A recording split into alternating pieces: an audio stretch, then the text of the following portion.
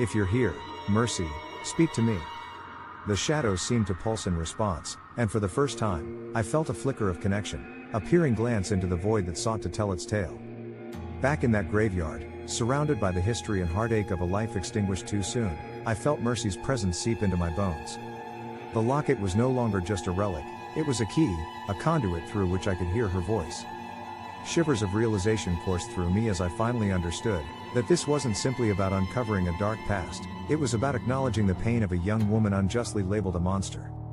The urge to connect, to salvage her legacy, gripped my heart.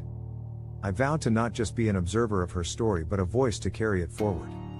This chapter of fear and sorrow would not fade into oblivion. It was time for the world to hear Mercy Brown's truth, a lingering tale of innocence stolen by superstition and dread. As I stood there, the night carrying a heavy silence, I felt a resolve settle deep within me. I clutched the locket tighter, like a lifeline drawn from the depths of tragedy.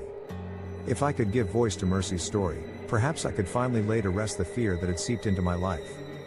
I envisioned the anguish of a young girl condemned, forever trapped between worlds, her story crying out for liberation. It was time for healing, for both her restless spirit and the remnants of my own turmoil.